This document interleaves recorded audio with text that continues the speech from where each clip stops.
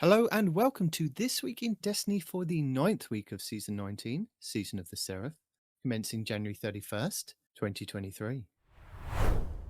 Starting things off this week with our Legacy rotation, we have the Loot rotation for Dares of Eternity, which will be on Week 1's rotation with the Scatterhorn armor set and the Wild Hunt armor set being available. The weapons available this week will be the Arc Lightweight Frame Bow, Arsenic Bite 4B, the Arc Adaptive Frame Heavy Grenade Launcher, Blast Batu, the Solar Precision Frame Linear Fusion Rifle, Corsair's Wrath, the Void Waveframe Energy Grenade Launcher, Deafening Whisper, the Kinetic Adaptive Frame Hand Cannon, Dire Promise, the Kinetic Precision Frame Sidearm, Enigma's Draw, the Kinetic Lightweight Frame Submachine Gun, Escape Velocity, the Arc Adaptive Frame Pulse Rifle, Giant 7 Rifle, the Kinetic Precision Frame Submachine Gun, Friction Fire, the Void Precision Frame Scout Rifle, Royal Chase, the Kinetic Aggressive Frame Hand Cannon, True Prophecy, and the Solar Adaptive Frame Fusion Rifle, Timeline's Vertex. Ready if you are. Let's see what's out there. On Europa this week, Phylax the Warrior will be the Empire Hunt, the Asterian's Abyss will be the Eclipse Zone, and the Exo Challenge will be Agility. On the Moon, the weekly story mission should be a Mysterious Disturbance. The Trove Guardian is located in Archer's Line, while the Wandering Nightmare is the Nightmare of Jax, Claws of Ziva Arath at the Hellmouth. The Nightmare hunts this week should be Crota, Despair, Fogoth, Fear, and Gaul, Rage. The Dreaming City this week is at a medium curse level, which means Petrevenge can be found in the Devillian Mists, and has the Oracle Engine mission for the next week. The Blind Well features Hive enemies and the Plague, Kragar, with the Shattered Ruins being the Ascendant challenge located over in the Spine of Keris. In addition, the weekly Throne World reset also refreshes the Pinnacle drops for the Wellspring activity, Preservation mission, and the Vox Obscura replayable exotic mission, plus the new exotic mission, Operation Seraph Shield in the Helm. The Witch Queen weekly story mission is The Ghosts, where the modifiers are Fire Pit and Raider Shields, as well as Barrier and Unstoppable champions. The Kingsfall Raid Challenge this week is the 5th encounter, Oryx, called Hands Off. Players must not kill the same Ogre or Light Eater Knight throughout the encounter. The Vow the Disciple Challenge this week is the 2nd encounter, the Caretaker, called Base Information, where runners cannot pick up more than 1 stack of knowledge on each run. The Deepstone Crypt Challenge this week is the 4th encounter, Tanix, called the Core 4. Guardians must dunk all 4 cores before each DPS phase. The Garden of Salvation Challenge this week is the 2nd encounter, Spire Defense, called A Link to the Chain. This is where all Guardians must receive the Enlighten buff at the same time. The Last Wish Challenge this week is the 5th encounter, Riven, called Strength of Memory, where Guardians must not shoot the same Riven Eye twice. Your Pinnacle raid will be the Vault of Glass over in the Legends tab, which means all challenges will be available for each encounter. These are the 1st encounter, Confluxes, called Wait For It, where every Yellow Bar Wyvern must be killed as they sacrifice themselves to the Confluxes. The 2nd encounter, Oracles, called The Only Oracle For You. Players cannot destroy the same Oracle more than once. The 3rd encounter, Templar, called Out of Its Way, where you must keep the Templar from teleporting. The 4th encounter, Gatekeeper, called Strangers in Time. Players must defeat the Praetorians and Wyverns at the same time. And the 5th encounter, Atheon, called Ensembler's Refrain. Each player teleported can only destroy 1 Oracle in each spawn set. Also, with the Vault of Glass being the featured raid, this does mean that you can farm the final boss for a chance at the exotic fusion rifle, Vex Mythoclast. And the Pinnacle dungeon for this week will be the Grasp of Avarice over on the Cosmodrome. Next up, challenges. So for week 9, the challenges available in the database are as follows. Legend Heist Battlegrounds 2. Complete each Heist Battlegrounds on Legend difficulty, Europa, Moon and Mars. This will award Sephiric Umbral Energy and Challenge XP++. Heavy Loadout. Defeat 100 targets with Machine Gun Final Blows. Bonus progress for defeating Guardians. And defeat 35 challenging combatants for Challenge XP+. Pinnacle. Reach power level 1590 by earning Pinnacle rewards for Challenge XP++ and Bright Dust. Armory Wide Calibration. Calibrate 200 kinetic, 200 energy, and 200 power weapons. Bonus progress against champions. 4. Challenge XP+++ and Bright Dust. Icy Singularity. Defeat 200 targets with Void or Stasis effects. Bonus progress for defeating invading Guardians.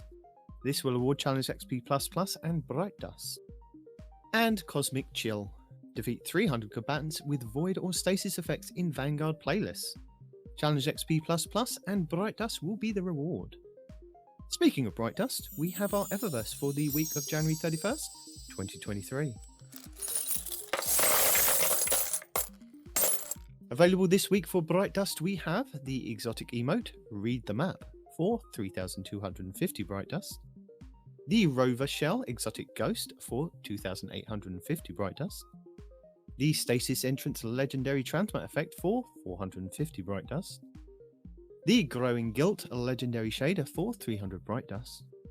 The Hit the Bag Exotic Emote for 3,250 Bright Dust. The Coach Dance Legendary Emote for 700 Bright Dust. The Nucleus Shell Exotic Ghost for 2,850 Bright Dust. The Dynamo Current Cloak Ornament for the Hunters. The Thunderous Impact Mark Ornament for the Titans. And the Arclight Bond Ornament for the Warlocks, each for 1,200 Bright Dust. The Astrocides Ornament for the Hunter Exotic Boots, the Stompies. The Execute Revival Ornament for the Titan Exotic Boots, the Phoenix Cradle. And the Sovereign Signal Ornament for the Warlock Exotic Helmet, the Crown of Tempest, each for 1,500 Bright Dust. The Logic Exotic Weapon Ornament for the Lament Exotic Sword for 1,250 Bright Dust. And finally, the Memory of Bruce Legendary Ghost Projection for 1,500 Bright Dust.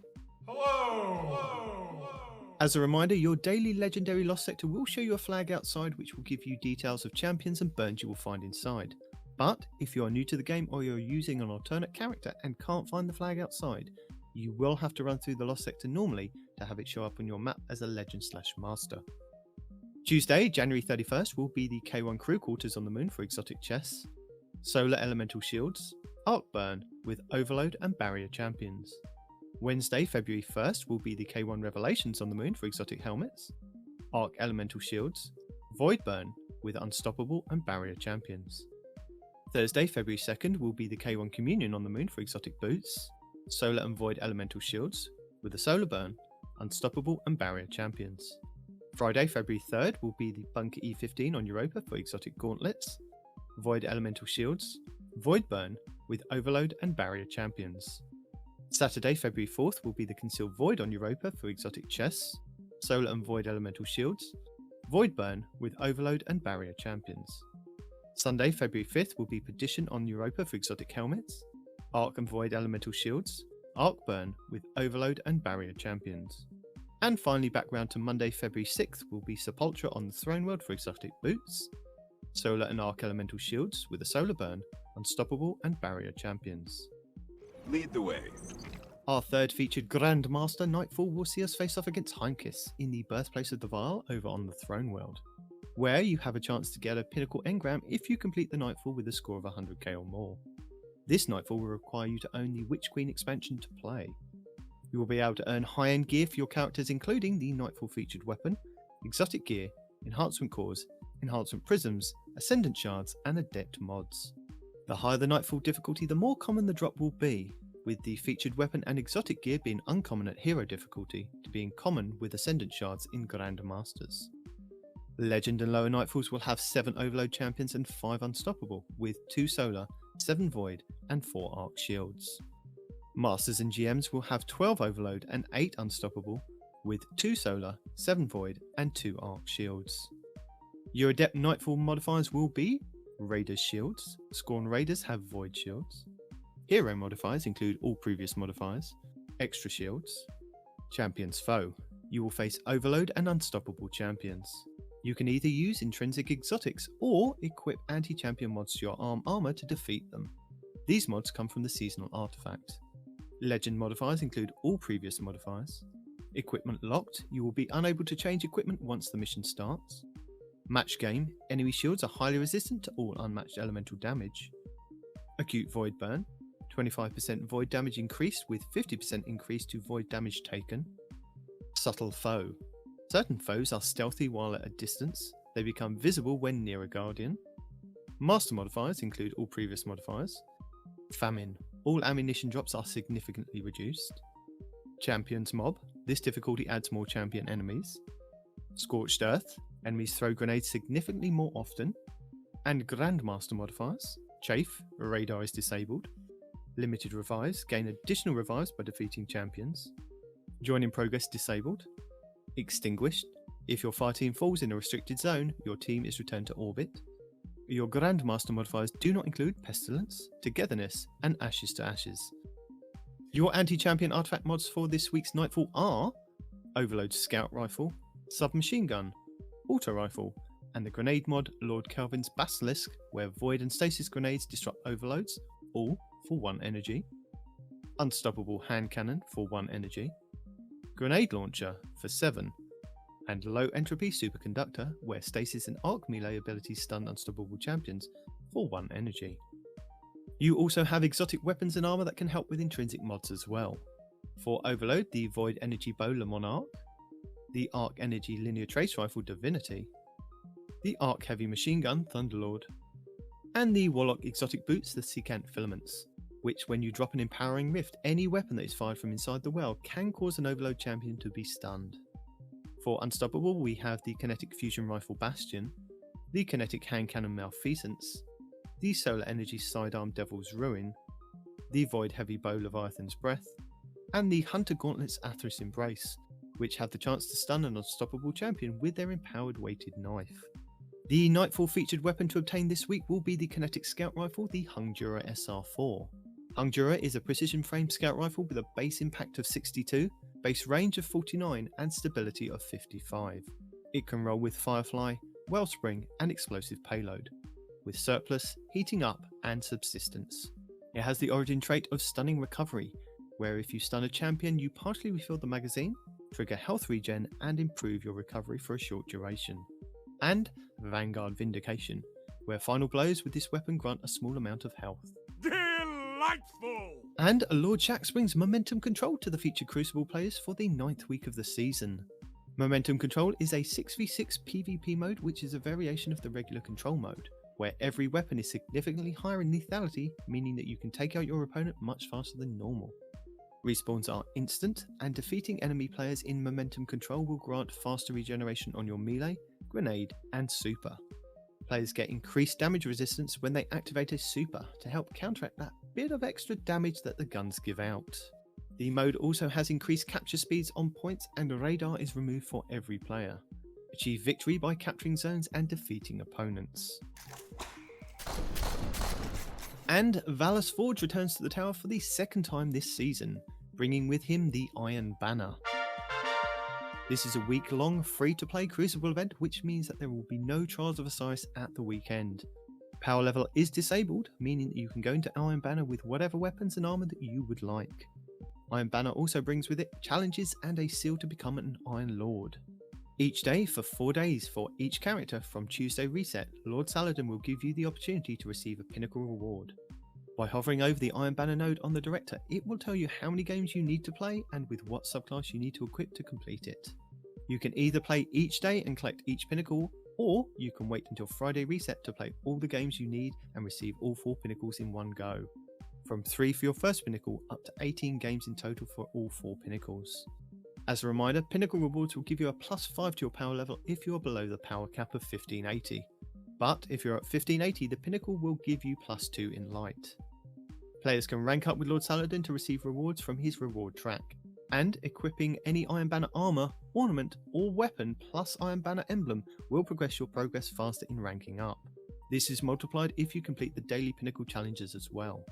For the Iron Banner gear boost requirements, all 5 pieces must be equipped as gear or ornaments for it to take effect. Also, these percentages have been increased since the last Iron Banner.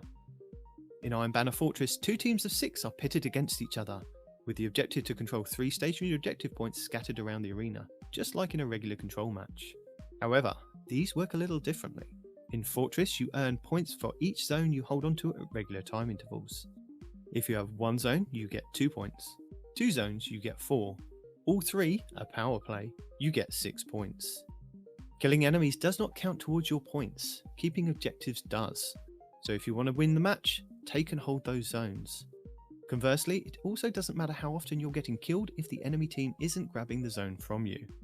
When a team reaches 40 points, a high value zone will spawn a countdown timer at a marked location somewhere on the map, and the other 3 zones will disappear. This is where Empress Keitel of the Cabal decides to intervene. When this happens, you should drop whatever you are doing and run to the capture point.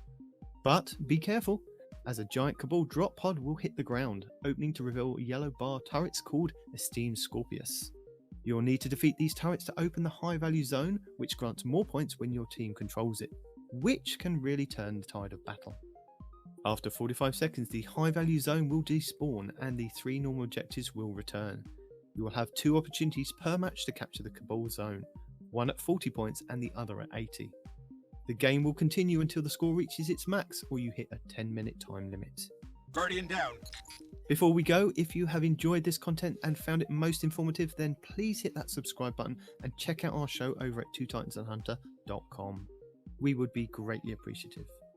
But before you go, we do have a few more things to go over for next week. That is amazing. There is double XP in the Vanguard playlist this week, so if you are still missing that new ritual weapon, the Valus X Pulse Rifle, and Vanguard ornament, the Orcus X, then this will be a good week to boost those ranks. Don't forget, we only have 4 more weeks of the season left for you to complete any missing moments of triumph for this previous year's activities. Plus, you can earn in-game and Bungie store rewards. And that's it for our 9th week of Season of the Seraph. Thank you very much for watching. Allons-y!